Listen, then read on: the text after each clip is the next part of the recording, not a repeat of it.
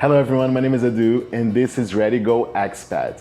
So earlier this year, I was looking for countries online to move and work remotely, like as a digital nomad. And apart from the most popular destinations, I noticed that some expats were choosing Georgia in Europe as a destination to live and work remotely. While searching for YouTube videos about life in Georgia, I found Art and his YouTube channel Gringo Nation. He posts about expat life in Georgia and his trips to different countries as well. So in today's video, Art and Nicki will share 10 reasons why you should consider moving to Georgia. Ready? Go!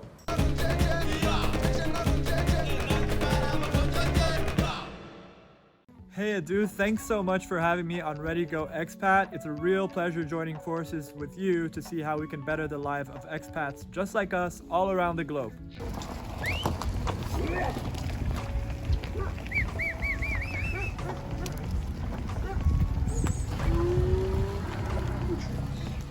One of the things that seduced me more about Georgia was the fact that they give out one-year visas to 94 countries all over the world. If you move between countries a lot like I do, then you're not always willing to pack up your life every 3 months. And well, maybe you want to stay in Georgia longer than a year. Maybe you want to stay 2 years. All you have to do is take a little weekend trip to Armenia and come back on Monday and you have a whole other year to spend in Georgia. I know a lot of people that live here and that have been doing just that for several years.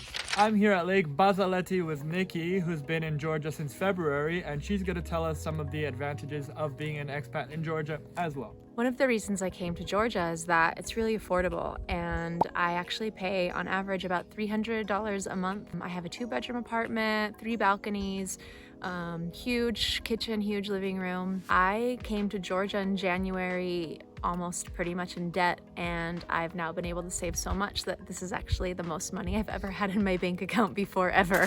So another thing that attracted me to this country is that I wanted to explore this region of the world because it's a little off the beaten track. With the exception of Turkey and Russia, which are famous tourist destinations, you can also check out Armenia and Azerbaijan, which are emerging countries in tourism. So one of the other benefits about living in Georgia is that everything is really affordable: food, entertainment. If you go to a casual restaurant, you can order like 5 or 6 plates to share between 2 people, a liter of wine, and it ends up being around like $4 or $5 per person. There's also other places that are more upscale that you can go to, and even if you're trying to spend a lot of money, it still might be around 100 lari, which is like $30 for a really nice meal, wine included.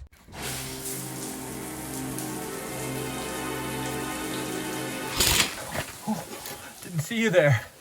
Well, Nicki was talking about the food, and I feel like I do need to reiterate this because not only is the food here very affordable, food and wine, but it's also spectacular. Some of my favorite dishes in the world now are Georgian. Here's looking at you, Hachapuri. And I'm already depressed thinking about the fact that I might have to part with their culinary delights very soon.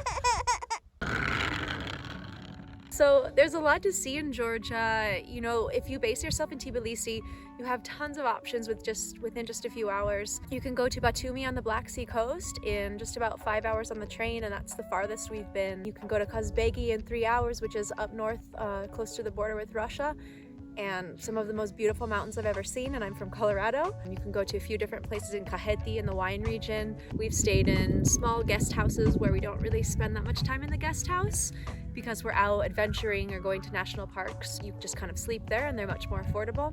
You really have your choice of whatever you can afford or whatever you're in the mood for. One thing I do like about Georgia is the fact that you do see a lot of English around.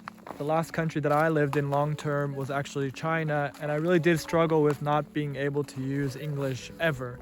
I know you can use it, of course, more in cities like Shanghai and Beijing, but that was definitely not the case where I was living.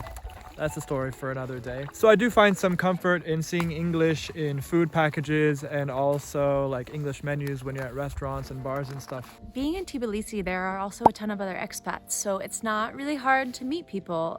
There's a ton of groups on Facebook. There's expats in Tbilisi and in Batumi.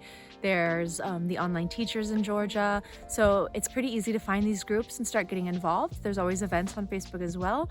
And that's how you can find out about other groups. Like there's an artist meetup on the weekend, and then there's a women's group, there's a language exchange, there's a couple different trivia nights. So there's always like tons of activities going on, so you can always get involved and find your people. So the weather kind of attracted me to Georgia as well, because although it's very warm and pleasant during the summer where you can go to the Black Sea coast or visit lake regions like this one, during the winter months it snows up in the mountains, so you can go skiing or snowboarding. And actually the prices for the winter season here in Georgia just came out. For the bargain of 600 lari, you have access to all the mountains in the country, so I will be definitely taking advantage of that deal. One thing I really like about Georgia is that it doesn't feel like it's catered to tourism or to the Western world, where a lot of places that you travel do. Like if you go to Mykonos, it feels like everything is prepared for you and it almost feels like a Universal Studio set. But in Georgia, it feels really authentic. Like you feel that you're really experiencing the way that Georgians live and the life of Georgians. It doesn't feel like there's Western prices and Georgian prices. You go to the same restaurants, the same bars, everything is pretty mixed. And of course there is some tourism here, but it's not overwhelming tourism that you see in a lot of other places. So you really do feel like you are experiencing authentic Georgia.